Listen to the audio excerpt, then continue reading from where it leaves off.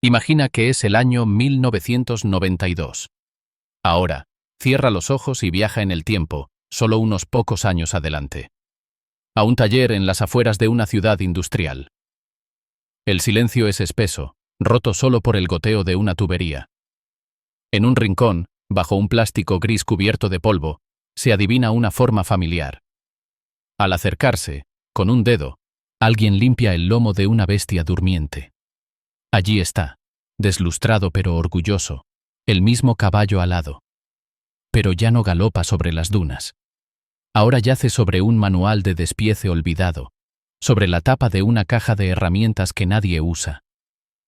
El rugido se ha apagado para siempre. ¿Cómo es posible? ¿Cómo se pasa de ser campeón del mundo, de ser sinónimo de fuerza y resistencia en medio mundo, a convertirse en un fantasma en los catálogos, en una anécdota nostálgica? Esta no es la historia de una marca que fracasó por hacer las cosas mal. Es la historia épica y trágica de una ambición desmedida, una ambición que nació, literalmente, de las cenizas y el hambre.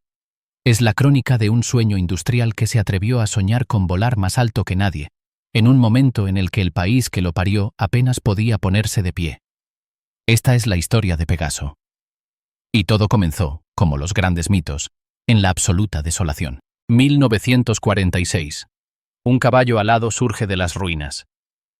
Para entender el milagro de Pegaso, primero hay que respirar el aire de su tiempo.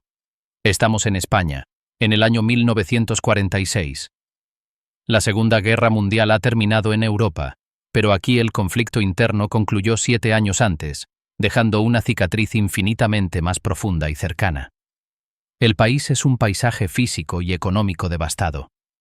Las carreteras, los puentes, las vías férreas, destruidas o abandonadas tras años de combates. La industria, inexistente o obsoleta. El aislamiento internacional es casi absoluto. España no recibirá el plan Marshall que está reconstruyendo Europa. Hay hambre, cartillas de racionamiento y una necesidad desesperada, visceral, de mover cosas. De mover materiales para reconstruir pueblos, de mover cosechas para alimentar ciudades, de mover maquinaria para levantar fábricas. Y para mover todo eso, se necesitan camiones. Pero no hay camiones. Los pocos que sobrevivieron a la guerra están hechos trizas, y no hay divisas para importar los modernos vehículos que empiezan a rodar en Estados Unidos o en una Europa que se reconstruye a toda velocidad. En este contexto de necesidad extrema, nace la invención. La necesidad no es solo la madre de la invención, es la partera de un gigante. El gobierno, comprendiendo que la soberanía nacional dependía también de la soberanía industrial, toma una decisión histórica. No se va a depender de la caridad ni de los créditos extranjeros para tener camiones. España va a fabricar los suyos. Así, por decreto, nace la Empresa Nacional de Autocamiones Sociedad Anónima, ENASA. Un nombre burocrático, frío, para una misión ardiente. Y esta empresa necesita una marca, un símbolo que encarne su propósito. No podía ser un nombre de siglas, ni un acrónimo técnico. Tenía que ser algo que hablara al alma, que inspirara. Y alguien, en una sala de reuniones, miró hacia la mitología griega y encontró a Pegaso. La elección no pudo ser más simbólica, más audaz o más hermosa. Pegaso, el caballo alado, nació de la sangre de la Medusa, una criatura surgida del horror. Pero Pegaso no era un monstruo. Era un ser noble, puro, que llevaba los rayos de Zeus y que, una vez domesticado por el héroe Belerofonte, le permitió alcanzar logros imposibles, volar hasta el Olimpo. ¿Qué mejor metáfora para una empresa que nacía de la sangre y las ruinas de una guerra civil, con la misión de elevar a un país desde el suelo? El caballo alado no representaba solo fuerza o velocidad. Representaba la ambición de trascender. Representaba la voluntad de escapar de la gravedad de las circunstancias, de volar por encima de la miseria y el atraso. Desde el primer día, el logo del caballo alado, dibujado con líneas poderosas y dinámicas, fue mucho más que un adorno. Fue un manifiesto. Una declaración de intenciones grabada en acero. No íbamos a construir solo camiones, Íbamos a construir leyendas sobre ruedas. Pero todo manifiesto necesita un profeta, un visionario capaz de darle forma a un sueño tan descomunal. Y ese hombre llegó con un portafolio lleno de diseños de Alfa Romeo y una mente que funcionaba a revoluciones imposibles. El genio de Wilfredo Ricard, soñar con Ferraris cuando faltaba el pan. Al frente del proyecto técnico de Pegaso se colocó a un hombre que era, en sí mismo, una contradicción andante para la España de 1946. Wilfredo Ricard, un ingeniero catalán de fama internacional, venía de dirigir oficinas técnicas en Alfa Romeo, en la Italia de Mussolini, donde había diseñado motores de competición y coches de lujo. Era un técnico de élite, acostumbrado a los laboratorios de última generación, a las aleaciones ligeras, a la aerodinámica. Y lo ponen al mando de un proyecto cuyo primer objetivo es fabricar camiones de carga básicos para un país en ruinas. Cualquiera habría visto esto como un paso atrás, como un exilio profesional. Ricard lo vio como una oportunidad única, un lienzo en blanco.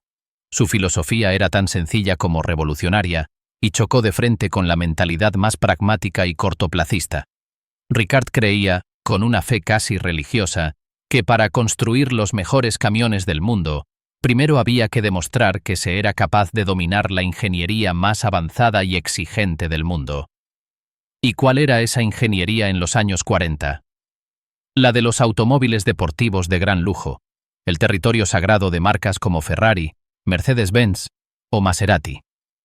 Mientras el país se afanaba en conseguir harina y cemento, Ricard y un pequeño equipo de ingenieros fieles comenzaron, en el más absoluto secreto, un proyecto paralelo y escandaloso: fabricar un superdeportivo español. El resultado, presentado en el Salón del Automóvil de París en 1951, fue un shock para el mundo. El Pegaso Z102. No era una copia, ni una adaptación. Era un automóvil de una modernidad abrumadora. Llevaba un motor V8 de aleación ligera, diseñado y fabricado íntegramente por Enasa, con doble árbol de levas en cabeza, una tecnología de Fórmula 1 para la época. Podía montar compresor, alcanzando más de 300 caballos de potencia, lo que lo convertía en el coche de producción más potente del mundo durante un tiempo. Su chasis era revolucionario, con frenos de tambor en los 4 laterales, una rareza, y una atención maniática al detalle.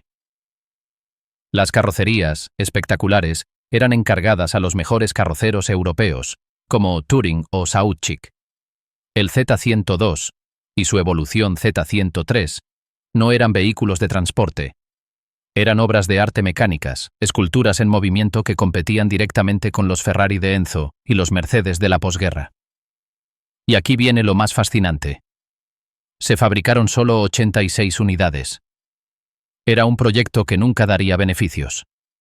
Pero cumplió su misión a la perfección. Sus compradores fueron el Shah de Persia, el dictador dominicano Rafael Leónidas Trujillo, millonarios estadounidenses y aristócratas europeos. El mensaje que Pegaso, y por extensión España, enviaron al mundo fue cristalino. No nos subestimen. Podemos hacer lo que ustedes hacen, y lo podemos hacer excelente. Si somos capaces de esto, imaginen lo que podemos hacer con un camión. Ricard usó el Z102 como una tarjeta de visita técnica deslumbrante. Era la prueba de que en los talleres de Barcelona no solo se atornillaban chasis, se pensaba, se innovaba, se soñaba en grande.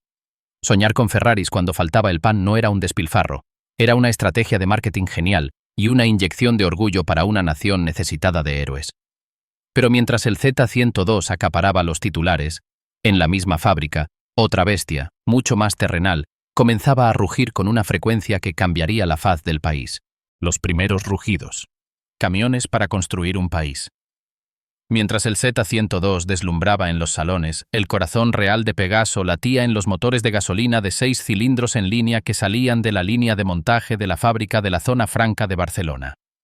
Estos eran los auténticos caballos de batalla, los que tenían que traducir el sueño en realidad palpable. Los primeros modelos, conocidos simplemente como Pegaso 1, Pegaso 2 y Pegaso 3, eran la antítesis del deportivo de lujo. Eran pura funcionalidad, robustez y sentido común hecho a cero. No había lugar para florituras. Se diseñaron con una premisa fundamental. Tenían que funcionar en un país donde un taller sofisticado podía estar a cientos de kilómetros, donde los mecánicos aprendían sobre la marcha y donde los caminos eran, en el mejor de los casos, pistas de tierra y piedra. Por eso, la simplicidad mecánica era una religión. Los motores, aunque grandes y potentes para la época, eran de arquitectura sencilla, con una distribución de válvulas lateral que los hacía más tolerantes a un ajuste no perfecto y más fáciles de reparar. Las culatas eran desmontables por cilindro, un detalle brillante. Si se fundía una junta o se grietaba una culata, no había que desmontar el motor entero, solo se reemplazaba la unidad dañada. Los camiones estaban sobredimensionados. Los ejes, los frenos, los embragues, todo estaba construido para aguantar más de lo estrictamente necesario, previendo el abuso constante. Estos Pegasos primigenios no buscaban récords de velocidad o de consumo. Buscaban la indestructibilidad. Y la encontraron. Pronto, su distintivo frontal redondeado y su emblema del caballo alado se convirtieron en una imagen omnipresente en todas las obras de reconstrucción nacional. Fueron ellos los que llevaron el cemento y el acero para construir pantanos como el de Yesa o Mequinenza. Fueron sus remolques los que transportaron las vigas para los primeros altos hornos de la siderurgia vasca. Sus chasis fueron la base de los primeros autobuses que conectaron capitales de provincia con pueblos remotos. Se convirtieron, literalmente, en la columna vertebral móvil de la España de los años 50. Para los transportistas, un hombre duro y pragmático, Pegaso se ganó algo más valioso que un titular en un periódico. Se ganó su respeto y su cariño. Un Pegaso tiraba de cualquier carga, subía a cualquier puerto cargado hasta los topes, y cuando algo se rompía, era posible arreglarlo con unas llaves, un martillo y un poco de ingenio. No era un camión extranjero, con piezas inalcanzables y diagramas eléctricos incomprensibles. Era el nuestro. Nacía así un mito práctico, de barro y aceite, que se sumaba al mito de lujo y tecnología. Pegaso había logrado algo único, ser a la vez el sueño inalcanzable del deportivo de ensueño y el compañero de trabajo fiable del camionero de pueblo. Había demostrado que podía volar con el Z-102 y ahora demostraba que podía caminar con firmeza sobre la tierra más abrupta. Pero Pegaso no estaba destinado a ser solo un héroe local, por muy grande que fuera su hazaña doméstica. El caballo alado, una vez que demostró su fuerza y su fiabilidad en las duras carreteras de casa, levantó la vista. Miró hacia el horizonte, más allá de los Pirineos, más allá del Atlántico. Y en ese horizonte, encontró un continente entero que, curiosamente, se le parecía mucho. Un continente de distancias enormes, de carreteras tortuosas, de climas extremos y de una necesidad feroz de transporte fiable y sencillo. América Latina no esperaba un camión lleno de electrónica, esperaba un caballo de batalla. Y Pegaso, que acababa de terminar de forjarse en la fragua de la posguerra española, tenía el acero perfecto. La fase de construir un país había terminado. Ahora comenzaba la hora de la gran conquista, la conquista de América y la cima dorada. Pegaso había domesticado el paisaje español. Sus camiones habían pasado de ser una rareza a ser el latido mismo de las carreteras, un sonido tan familiar como el de las campanas de la iglesia. Pero una empresa que lleva el nombre de un corcel mitológico no puede estar satisfecha con pastar solo en su propio prado. La mirada de sus directivos, igual que la de los antiguos exploradores, se volvió hacia el oeste, hacia el inmenso y prometedor horizonte que ofrecía América Latina. Allí no iban a encontrar mercados saturados ni competidores establecidos. Iban a encontrar algo mucho más valioso, una necesidad gemela. Latinoamérica, en plena expansión de sus ciudades y su industria, necesitaba vehículos robustos para caminos que a menudo eran poco más que promesas en un mapa. Y Pegaso necesitaba escalar, crecer, dejar de ser un fenómeno local para convertirse en un actor global. Este capítulo no es solo sobre la exportación de camiones, es sobre cómo una máquina de acero forjó un imperio de confianza a través de un océano y cómo, desde esa cima de gloria, se empezaron a vislumbrar las primeras, pequeñas e imparables grietas. El Comet, el camión que forjó un imperio en Latinoamérica. La expansión internacional necesitaba un caballo de batalla. Y Pegaso, con su agudo sentido de la oportunidad, supo encontrarlo en una alianza estratégica. A principios de los años 60, estableció un acuerdo de colaboración con la británica Leyland Motors. De este matrimonio de conveniencia nacería el vehículo que, más que ningún otro, grabaría el nombre de Pegaso en la memoria colectiva de un continente, el Pegaso Comet. El Comet no fue diseñado para ganar concursos de elegancia ni para batir récords de velocidad. Fue diseñado con una inteligencia pragmática y profunda. Su éxito se basó en 3 pilares que eran música para los oídos de cualquier transportista latinoamericano: fiabilidad a prueba de bomba, mantenimiento sencillo y una adaptabilidad casi biológica. Mecánicamente, era una obra maestra de lo predecible. Utilizaba motores diésel de la gama Leyland, de 6 cilindros, famosos por su durabilidad y su par motor a bajas revoluciones, ideal para subir largas cuestas cargado. La transmisión, los ejes, los frenos, todo estaba elegido y dimensionado para soportar castigos que harían llorar a un camión más delicado. Pero el genio del Comet estaba en su filosofía de diseño. Todo en él era accesible. Los filtros de aceite y combustible estaban en lugares donde una mano humana podía alcanzarlos. Las bombas de inyección, aunque complejas, eran unidades conocidas por los mecánicos de medio mundo.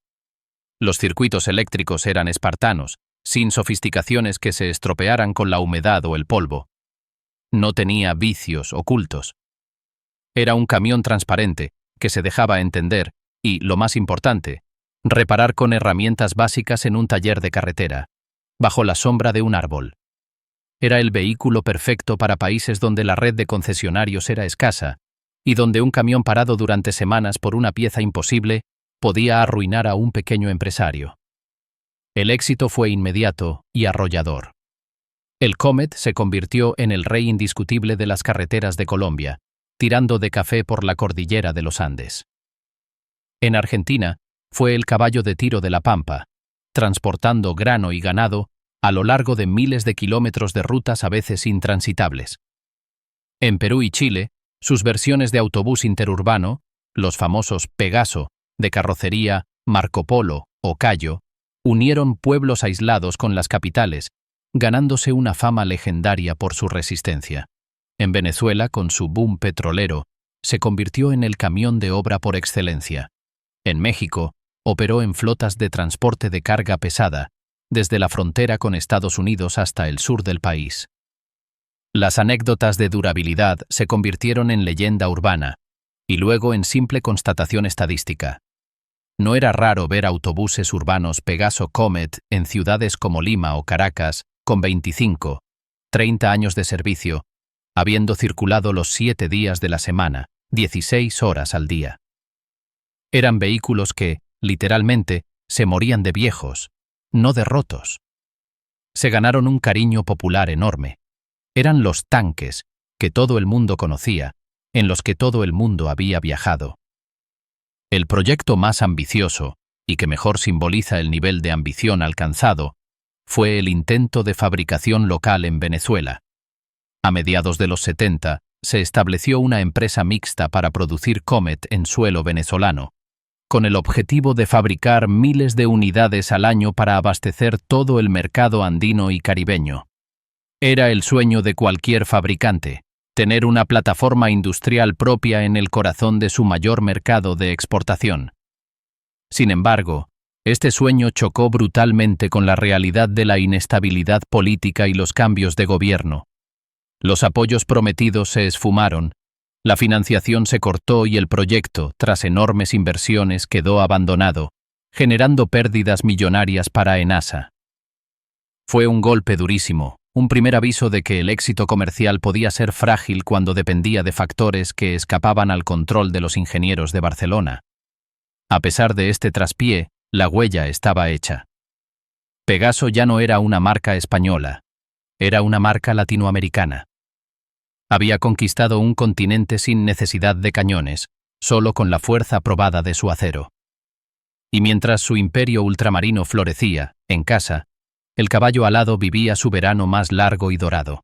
La Edad de Oro. Los años 70 y el dominio de la península. Si en Latinoamérica el Comet era el rey, en la España de los años 70. Pegaso era algo más. Era el oxígeno del transporte. El mercado interior era su feudo absoluto, un jardín vallado y protegido por aranceles donde la competencia extranjera era testimonial, casi exótica. Pegaso aprovechó esta situación no para dormirse en los laureles, sino para expandirse y consolidar un dominio casi total. La gama de productos se amplió hasta cubrir cualquier necesidad imaginable sobre ruedas. Para la larga distancia estaban los poderosos modelos de la serie T, camiones pesados con motores de hasta 300 caballos. Para la distribución urbana y regional, las series M y S ofrecían chasis ligeros y medios.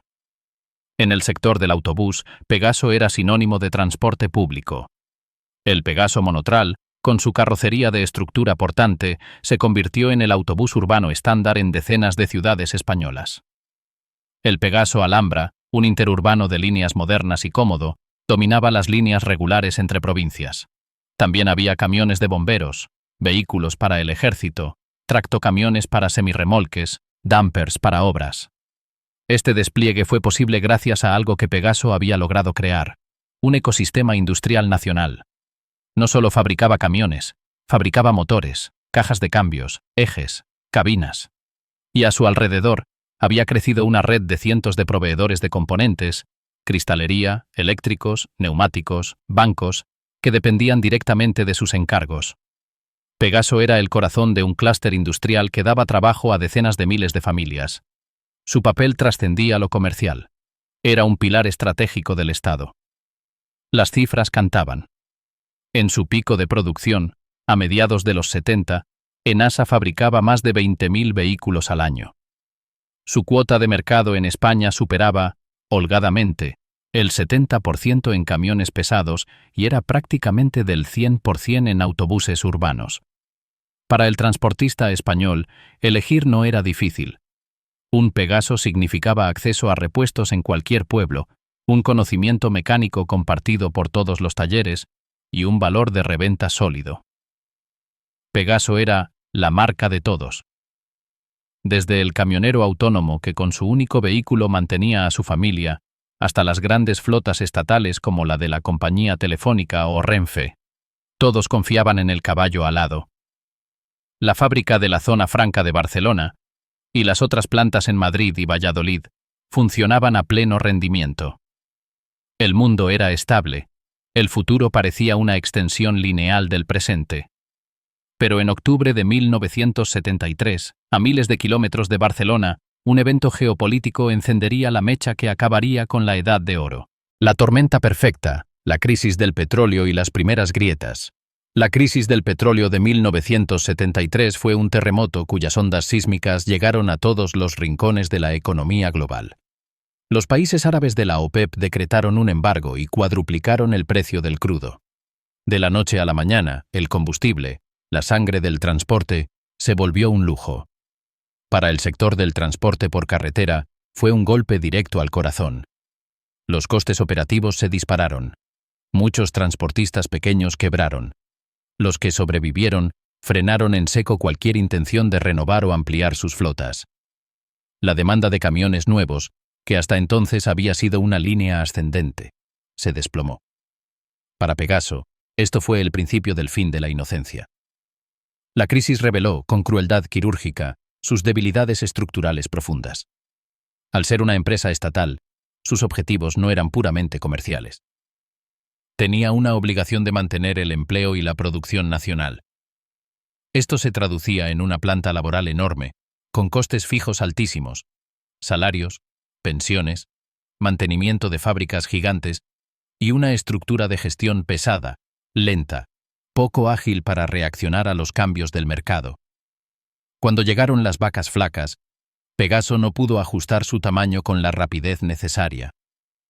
Siguieron fabricando camiones a un ritmo que el mercado ya no podía absorber, acumulando stock invendible. Los números rojos aparecieron en las cuentas de Enasa por primera vez de forma seria y sostenida.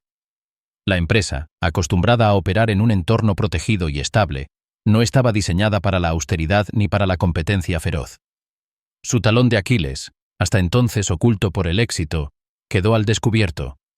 La dependencia total de un mercado protegido. Había crecido fuerte, pero en un invernadero. No había desarrollado los músculos necesarios, innovación radical, eficiencia extrema, marketing agresivo, gestión financiera moderna, para sobrevivir en una jungla abierta. El coloso empezaba a tambalearse. Sus cimientos, de hormigón político y necesidad nacional, se estaban agrietando bajo la presión de una nueva realidad económica. Pegaso estaba herido, sangrando por la herida de la rentabilidad. Pero aún era fuerte, aún contaba con el cariño de un país y con un imperio en América. Sin embargo, el mundo a su alrededor comenzaba a cambiar a una velocidad de vértigo para la que su pesada armadura no estaba preparada.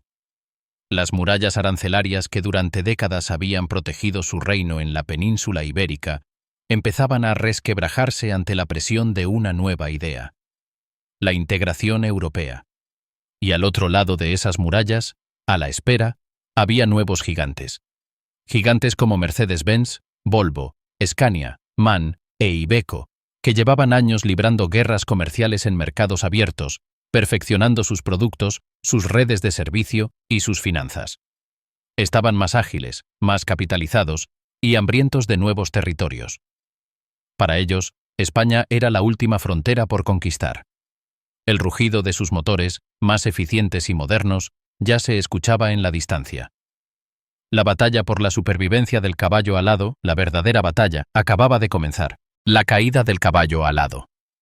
Los años 80 amanecieron en España con un nuevo rumor de fondo, distinto al de los motores Pegaso. Era el rumor de las grúas levantando nuevos edificios, el zumbido de los ordenadores en nuevas oficinas, el susurro de un futuro llamado Europa.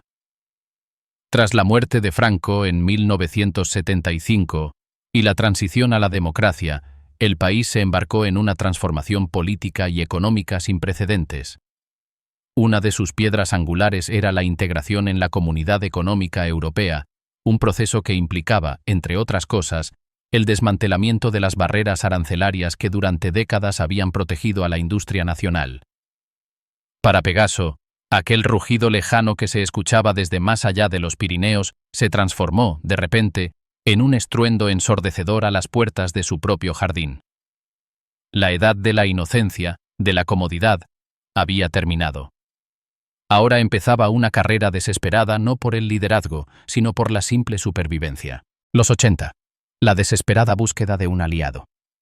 La apertura del mercado español fue como abrir las compuertas de un dique. Un torrente de marcas europeas, ávidas y preparadas, inundó las carreteras que durante tanto tiempo habían sido territorio Pegaso. Mercedes-Benz llegó con su aura de calidad indestructible y su red de servicio impecable. Volvo y Scania desembarcaron con su fama de robustez nórdica y cabinas que eran palacios frente a los espartanos interiores españoles. MAN y DAF ofrecían tecnología moderna y eficiencia. Y Iveco, el consorcio italiano nacido de Fiat, OM, Lancia y Unic, llegó con una agresividad comercial feroz. Estos no eran competidores, eran depredadores de un ecosistema nuevo para ellos. Ofrecían lo que el mercado español, cada vez más exigente y expuesto a las novedades, empezaba a pedir. Confort para el conductor, motores más eficientes en consumo, menor mantenimiento y una imagen de modernidad. Pegaso, débil por las pérdidas acumuladas tras la crisis del petróleo y atenazada por su rígida estructura estatal, se vio de pronto en inferioridad tecnológica, comercial y financiera. Su reacción fue comprensible, pero desesperada. Buscar un socio tecnológico fuerte que le proporcionara, de un plumazo, lo que le había llevado años desarrollar a sus rivales. Así comenzó un periplo de alianzas fallidas que parecía una tragicomedia. Primero fue International Harvester estadounidense, a finales de los 70. La colaboración dio algunos frutos, como el motor V8 diésel que equiparía a algunos modelos, pero la propia IH estaba en graves problemas en su casa, y la alianza se diluyó sin haber aportado una solución estructural.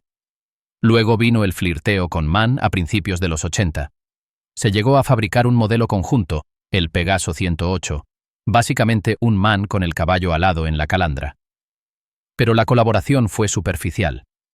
MAN no estaba dispuesto a ceder su tecnología más avanzada a un potencial competidor en su mismo mercado de expansión.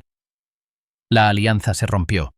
Después llegó Volkswagen, con la idea de entrar en el segmento de camiones pesados. De ahí salió el proyecto del Pegaso Volkswagen, que nunca llegó a cuajar en un producto convincente. Finalmente, a mediados de los 80, se firmó un acuerdo de colaboración con DAF. Esta fue quizás la más seria, y de ella nacería una parte importante de la tecnología para el camión en el que Pegaso depositaría sus últimas esperanzas. Pero, de nuevo, era una solución parcial.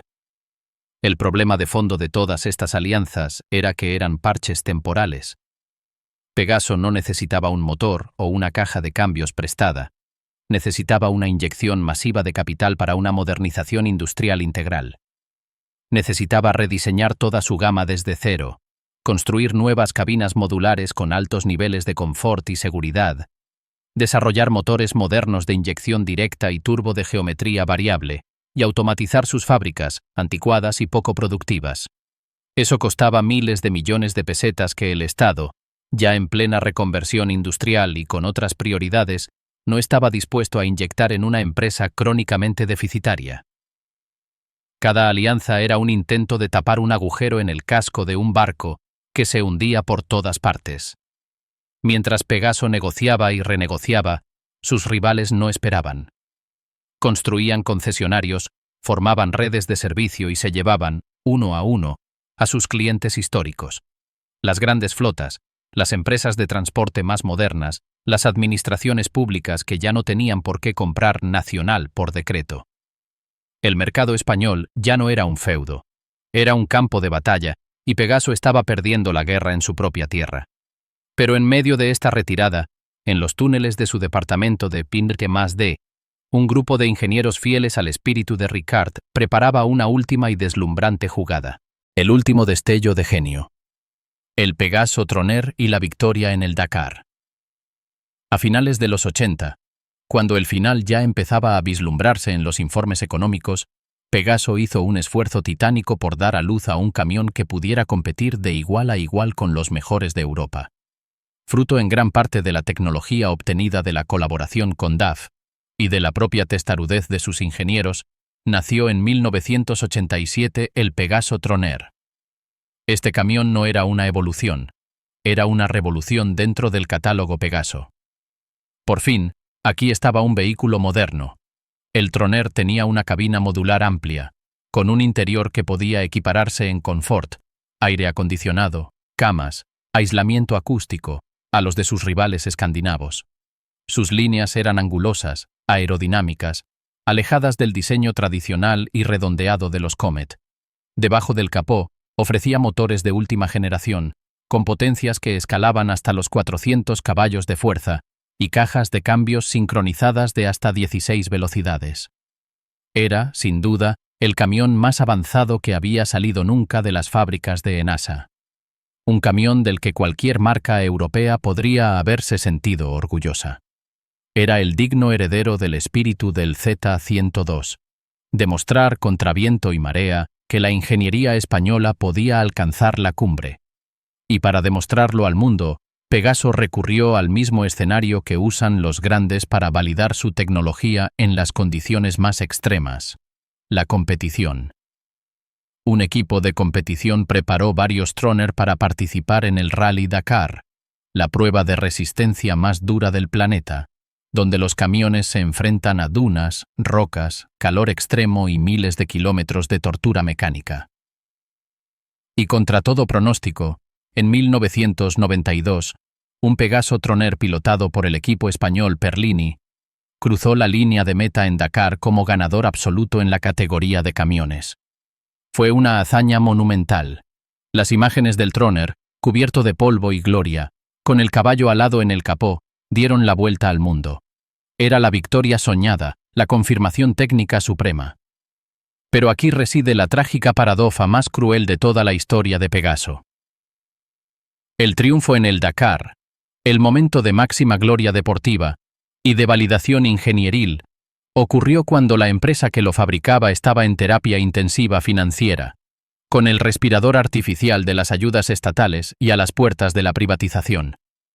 El mundo celebraba al campeón, ignorando que el campeón estaba a punto de ser desahuciado. El Troner se convirtió en la metáfora perfecta del destino de Pegaso. Técnicamente brillante, comercialmente tardío. Llegó al mercado cuando la batalla comercial ya estaba casi perdida, cuando la red de ventas se desmoronaba y cuando la imagen de marca ya se asociaba más al pasado que al futuro. Los transportistas admiraban al Troner, pero a la hora de firmar el cheque, muchos optaban por la seguridad de una marca con futuro, por un Mercedes o un Volvo.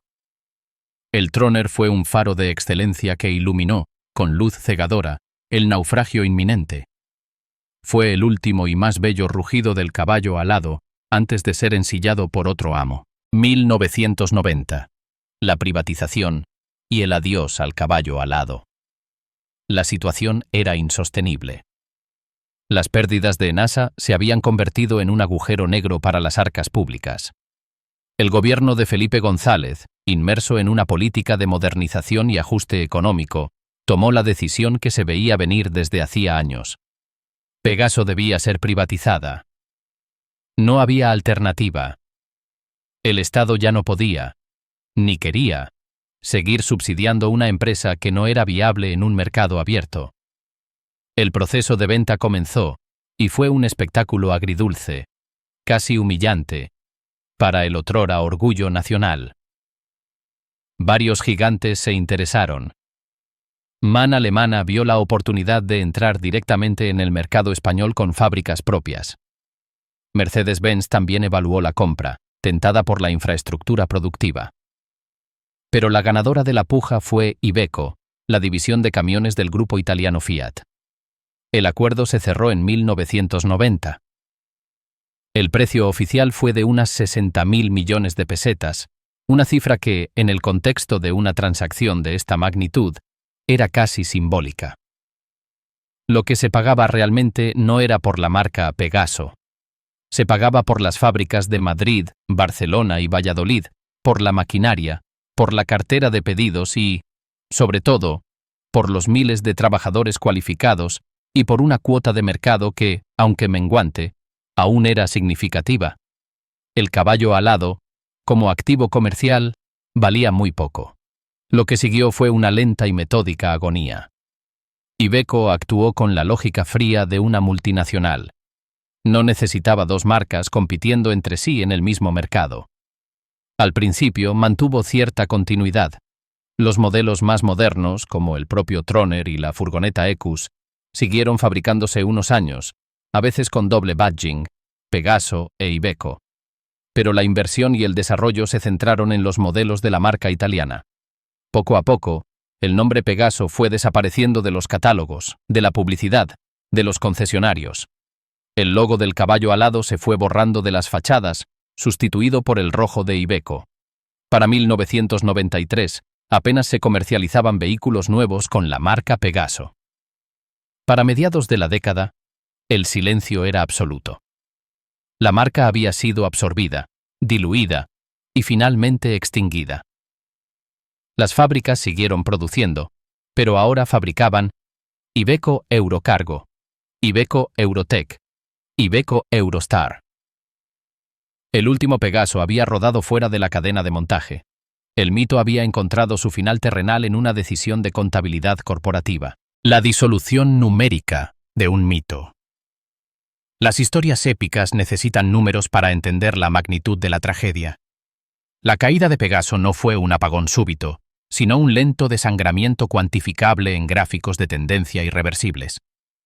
En su cúspide, a mediados de los años 70, Enasa ensamblaba más de 20.000 vehículos anuales, con una cuota de mercado en España que rozaba el 80% en camiones pesados. Era un monopolio virtuoso. La entrada en la CEE en 1986 actuó como un ácido sobre esas cifras. En apenas 5 años, para 1991, la producción se había desplomado a poco más de 5.000 unidades. Su cuota de mercado en el segmento pesado se evaporó, cayendo por debajo del 30% y luego del 20%, devorada por la avalancha importadora. Las finanzas contaban la misma historia en rojo. Las pérdidas acumuladas durante la década de los 80 superaron los 100.000 millones de pesetas de la época, una hemorragia constante que el Estado no pudo ni quiso seguir taponando. Al momento de la privatización en 1990, el valor contable de la empresa era negativo. El precio simbólico pagado por Iveco confirmó que el activo principal eran las fábricas y los trabajadores, no la marca.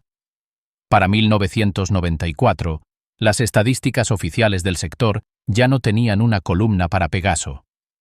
Su cuota de mercado se registraba como 0%. El último dato, el más frío y el definitivo, fue el silencio estadístico. El caballo alado había desaparecido no solo de las carreteras, sino también de los informes anuales de la industria, disuelto en la categoría de otros, y luego en la nada. Los números, al final, escribieron el punto final que la nostalgia se resistía a trazar. Entonces, ¿qué le sucedió realmente a la marca de camiones Pegaso? La respuesta fácil sería decir que la compró Iveco. Pero eso es solo el desenlace administrativo. La respuesta profunda es que Pegaso murió de un cambio de era. Su historia es la crónica de una colisión frontal entre dos mundos irreconciliables. Nació y creció en un mundo de economías nacionales protegidas, donde el Estado era cliente, protector y patrón. Triunfó en un mundo de ingeniería heroica, donde un hombre como Ricard podía soñar con superdeportivos para demostrar el valor de una nación, y donde la robustez a golpe de martillo era la virtud suprema. Pero el mundo giró hacia la globalización feroz, hacia las economías de escala, donde lo que cuenta no es el orgullo nacional sino la cuota de mercado global, la eficiencia extrema y la estandarización de plataformas. Giro hacia la era de la multinacional, ágil, despiadada y con músculo financiero ilimitado. Pegaso no murió por hacer malos camiones. Murió porque el mundo para el que fue diseñado dejó de existir. Era un velero magnífico, construido para navegar en mares controlados, que de repente se encontró en medio de un océano infestado de acorazados a motor. Su legado, por ello, es doble. Por un lado, es el orgullo eterno de haber demostrado que se podía, de haber ganado el Dakar, de haber hecho soñar a un país con caballos alados de acero. Por otro lado, es la lección más dura, que en la industria la nostalgia no es un modelo de negocio, que incluso volando muy alto, no se puede escapar a los vientos cambiantes de la historia, la economía y la política. El caballo alado, al final, no pudo escapar de la gravedad de los nuevos tiempos. Para ti, ¿qué representa Pegaso? El símbolo de una ingeniería con alma, de cuando las máquinas tenían un nombre y una historia, o el ejemplo más claro de lo que le pasa a quien no se adapta a tiempo a las reglas despiadadas del mercado global. ¿Recuerdas haber visto algún Pegaso en carretera? Tal vez en tu infancia. ¿O tienes alguna anécdota familiar o laboral con estos camiones? ¿Tu padre o tu abuelo condujeron uno? Cuéntanoslo en los comentarios.